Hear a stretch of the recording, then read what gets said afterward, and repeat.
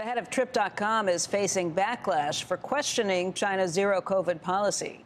Eunice Yoon has the story live from Beijing. What happened, Eunice?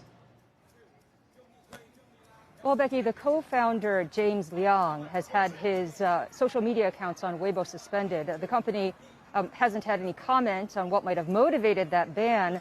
But Liang, who doubles as a demographer, recently penned a series of articles that questioned the zero-COVID policy. Now, he argues that China should think more broadly about the balance between protecting public health and the costs to society, as well as the economy. He said that he was able to calculate that each month of lockdown takes 4 days off of life expectancy. And his point is that the health of the people in China is being damaged by the COVID lockdowns themselves, and that the government should be willing to entertain the idea of a higher level of tolerance when it comes to illness and to deaths. Now, his online ban comes amid speculation that the billionaire founder of Tencent, Pony Ma, is also frustrated with the economic strain. The normally incredibly low-profile founder appeared to repost an article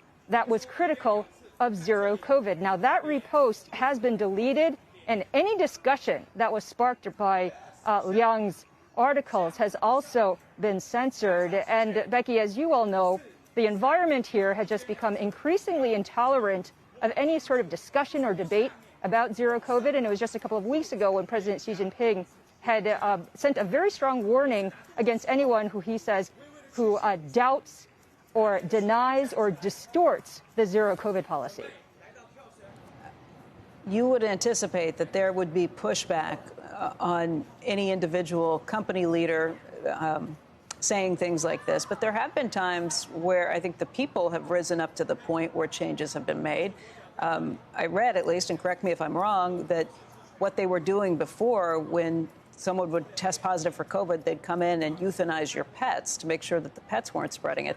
That's not taking place anymore, is it?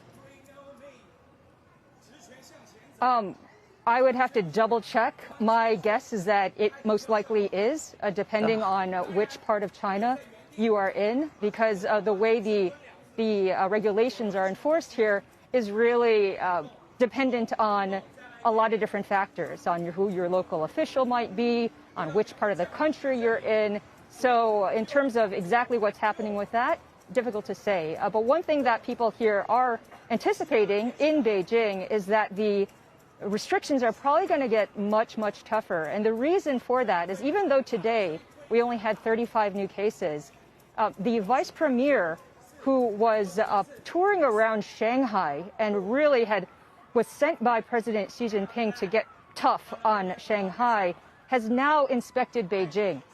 And since then, we had, for example, a couple of examples that have really concerned people here. One is that 1,800 people in one neighborhood were rounded up after there were several cases in that area in Beijing, and then sent off to a part outside of Beijing that had hosted the Olympics. And there have been other cases where there are residential compounds with, say, 5,000 people, and they've been taken to government quarantine after 26 cases. And those types of situations just start to alarm people here that Beijing could be headed for a Shanghai-style lockdown. At least that's a possibility.